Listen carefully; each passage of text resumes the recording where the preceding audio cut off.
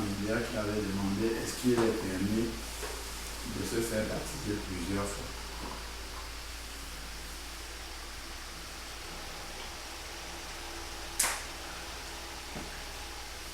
Maman Amélia, on va répondre à ta question. Oui. Est-ce qu'il est permis de se faire baptiser plusieurs fois? Je dois donner la réponse. Non.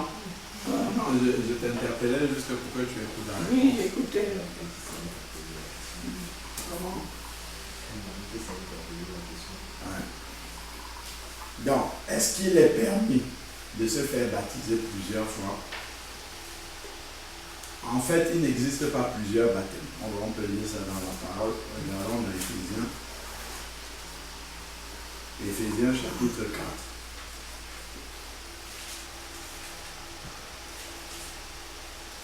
Éphésiens chapitre 4.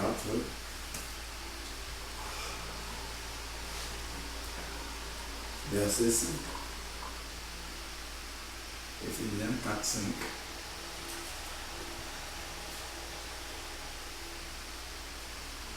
Il y a un seul Seigneur, une seule foi, un seul baptême, un seul Dieu et Père de tous, qui est au-dessus de tout, parmi tout et en tous. Donc, il y a un seul baptême. Ça là encore, c'est un piège. Il y a eu des personnes qui sont nées de nouveau, mais qui refusent de passer dans les eaux du baptême. C'est les anciens catholiques qui disent que le baptême est valable parce qu'il y a un seul baptême. Voilà encore une mauvaise manière de comprendre ce verset-là. Il y a un seul baptême. C'est-à-dire que même si tu fais 79 baptêmes ou 100, il y a un seul que Dieu va retenir, c'est ce qui est conforme à sa parole. Amen. Voilà, c'est ça. Donc pour Dieu, tout ce que tu as fait là, avant, tant que ce n'est pas conforme à sa parole, il considère que ce sont des douches ou bien des bains que tu es en train de faire. Est-ce que quand tu prends ta douche là, Dieu considère ça? C'est tout. Parmi les cinq, il y a un qui est valable. Un seul qui remplit les conditions de Dieu, lui il valide ça et puis c'est terminé.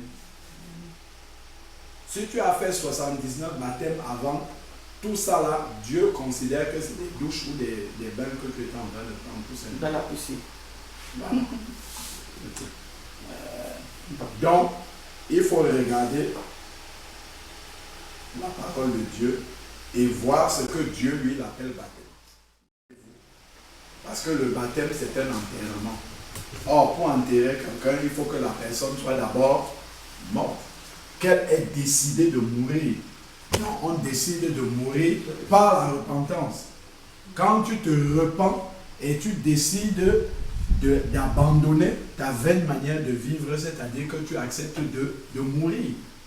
Maintenant que tu as accepté de mourir, là maintenant on peut t'enterrer. C'est là où ton baptême aura une valeur. Maintenant, la manière dont on va donc t'enterrer, est-ce qu'en passant dans le cimetière, on voit des personnes qui sont enterrées une partie du corps dehors et puis juste une partie de la tête dans la tombe? Je ne crois pas que ça existe. Si ça existe, c'est que c'est la sorcellerie. Si on passe, on voit ça, on va fuir. Donc, le baptême, nous voyons bien comment on enterre les personnes. On ouvre la terre comme ça, on creuse sur au moins 1,5 mètre ou 2, et puis on met le cercueil au fond, et puis on couvre avec la terre. C'est comme ça que presque partout dans le monde entier, on enterre les personnes. Non, c'est ça le baptême. C'est quand on va te prendre, après la repentance et tout le reste, on te plonge dans l'eau, on te sort, on invoque le nom de Jésus-Christ, qui a la puissance de séparer l'ancienne vie de la nouvelle vie, et tu ressuscites une vie nouvelle.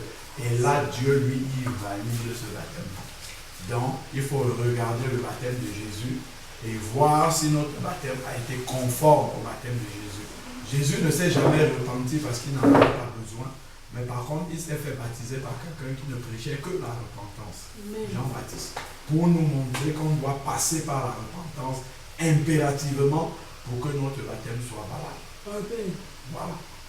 C'est ça le seul baptême qui est valable devant Dieu. Tout ce qu'on a fait en dehors de ça, baptême avec les gouttes d'eau sur la tête, baptême par effusion, baptême par immersion sans repentance, baptême par une femme, parce que dans la Bible aussi, il n'y a aucune femme qui a baptisé quelqu'un.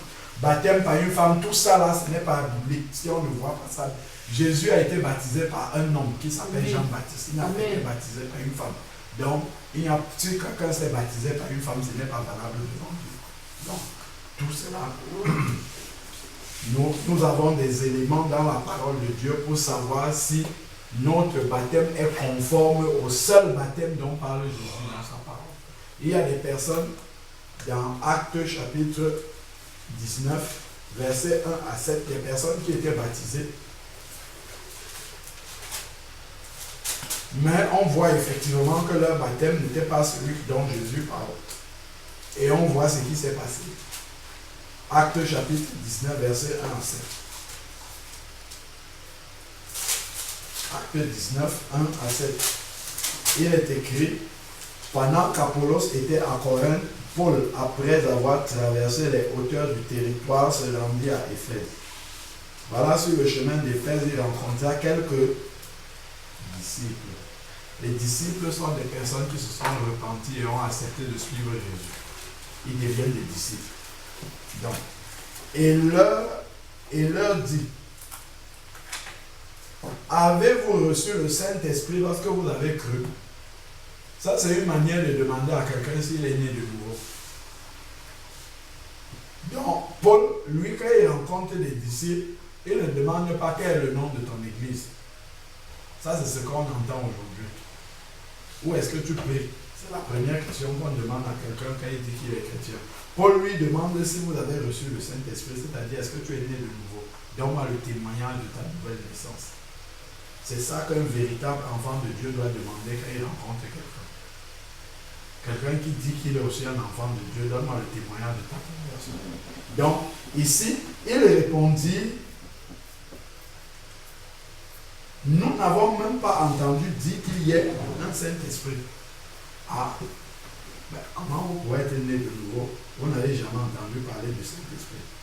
Et Paul va leur dire, quel baptême avez-vous donc reçu? Parce que pour lui, quelqu'un qui est baptisé par le seul baptême dont parle Jésus-Christ doit impérativement avoir reçu le Saint-Esprit.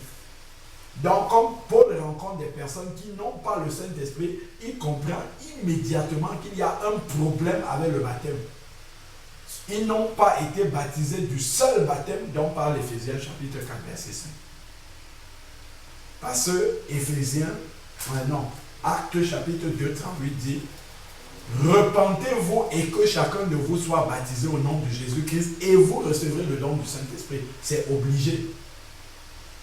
Dieu s'est engagé à ça. Lorsqu'on voit Jésus sortir des eaux du baptême, le Saint-Esprit descend sur lui sous la forme corporelle d'une colombe. Donc Dieu s'est engagé à donner le Saint-Esprit à celui qui passe par le seul vrai baptême de la parole de Dieu. Donc si quelqu'un n'a pas reçu le Saint-Esprit après s'être baptisé, c'est que son baptême n'est pas conforme encore. C'est qu'il n'a pas passé les étapes que le Seigneur a demandé. Bon, ensuite maintenant, il dit ici, il répondit le baptême de Jean. Donc, ils ont reçu un baptême qui s'appelle le baptême de Jean, mais cela ne correspondait pas au seul baptême dont parle Éphésiens 4, qui est le baptême au nom de Jésus. Paul va donc leur expliquer que ce dont vous êtes en train de parler là, ce n'est pas de ça que Jésus lui a parlé. Le baptême de Jean. Alors, Paul dit, Jean a baptisé du baptême de repentance. Si quelqu'un est catholique, par exemple, le baptême catholique n'existe pas dans la Bible. Même le baptême protestant, le baptême avec les gouttes d'eau sur la tête, l'effusion, on envoie l'eau sur toi, tous ces baptêmes-là n'existent pas dans la Bible. Donc, si le baptême de quelqu'un n'existe pas dans la Bible, le baptême par une femme, comme on a dit tout à l'heure, Paul, il n'a pas dit, ok, comme vous êtes déjà passé dans les eaux, peu importe qui vous a baptisé, vous êtes baptisé, comment vous êtes baptisé, c'est pas grave. Comme vous êtes déjà baptisé, c'est bon, partez. Qu'est-ce que Paul fait? Il demandait quel baptême vous avez reçu, afin de pouvoir examiner ce baptême-là à la lumière de la parole de Dieu. Est-ce que le baptême dont vous parlez là, que vous avez reçu le baptême de Jean, est-ce que c'est ce baptême-là dont parle la parole de Dieu? Paul va donc leur expliquer à la lumière des Écritures le baptême qu'ils ont reçu. Jean a baptisé du baptême de repentance. Il disait au peuple de croire en celui qui venait après lui, c'est-à-dire en Jésus. Donc ça là, il ne fallait pas s'arrêter à Jean-Baptiste, il fallait aller jusqu'à Jésus, être baptisé au nom de Jésus. Sur ces paroles, Paul les laissa partir. Ça, c'est si on peut récupérer un ancien baptême qui n'est pas conforme à la parole de Dieu et dire, ah, un jour, je passais quelque part, les gens étaient en train de se baptiser. Moi aussi, pour les suivre, je suis aussi allé dans l'eau, on m'a plongé, mais je ne comprenais pas de quoi il s'agissait. Et je dis que je suis baptisé, je n'ai jamais reçu le Saint-Esprit. Paul, lui, sur ces paroles-là, il fut, on n'a pas écrit ici rebaptisé, hein. Regardez ce qui est écrit. Sur ces paroles, il fut baptisé. Ça veut dire que leur baptême d'avant, là, Dieu n'a jamais considéré ça comme étant un baptême. Si Dieu avait considéré ça comme étant un baptême, on aurait dit il fut rebaptisé, mais c'est écrit ici, il fut baptisé. C'est comme si c'était la première fois pour Dieu. En réalité, c'est la première fois pour Dieu. Parce que tout le reste avant, c'était juste des baignades. C'était juste des baignades. C'est pour ça qu'on dit ici, il fut baptisé. Parce que là maintenant, ça sera le seul baptême conforme à la parole de Dieu. Il fut baptisé au nom du Seigneur Jésus-Christ. Voilà, alors maintenant, Paul peut leur imposer les mains et le Saint-Esprit va venir parce que c'est conforme à la parole de Dieu. Voilà le seul baptême par la parole de Dieu. Amen. Amen. Amen. Donc, voilà pour la deuxième question. Je peux ajouter un autre faux baptême. Un baptême pour quelqu'un se baptiser lui-même. Ça veut dire que tu t'assois dans l'eau, tu dis bon, je sais que le baptême c'est par immersion. Tu t'assois comme ça, au nom de Jésus, je me baptise. Ça ne tient pas. Un jour, il y a une fille qui était venue à la maison, on partageait la parole de Dieu et on parlait du baptême. La fille avait la conviction qu'elle est baptisée. On partage. Après, on lui demande comment est-ce que tu as été baptisé. Elle dit c'est un prêtre catholique qui l'avait baptisé par immersion. Est-ce que ce baptême est valable? Par immersion, hein? Mais c'est comme tu as été baptisé aujourd'hui, donc dans l'eau. Tu as plongé. Plonger, immerger, c'est-à-dire à l'intérieur de l'eau, plonger entièrement. Mais est-ce que son baptême est valable? Pourquoi? Ça dépend comment il marche après le baptême. Non, c'est qu'en fait, Jésus avait dit aux disciples, c'est aux disciples qu'il avait dit, allez faire des nations de disciples. C'est les disciples qui font les disciples et c'est les disciples qui doivent baptiser. Donc, un prêtre catholique n'est pas un disciple de Jésus-Christ. Parce que lui-même n'est pas né de nouveau. Amen. Aucun prêtre n'est né de nouveau. Ne les voyez pas avec les longues robes et tout et tout. Ils ne sont pas nés de nouveau du tout. C'est un disciple, quelqu'un qui confesse Jésus comme Seigneur et Sauveur, qui connaît ce que c'est que la repentance, il s'est repenti de ses péchés. Passer dans les eaux du baptême, lui, il peut baptiser quelqu'un d'autre. Même si c'est un pasteur qui a connu le Seigneur et tout, s'il n'est pas passé par immersion, Jésus, ce n'est pas parce que l'eau pour asperger sur les têtes des gens manquait.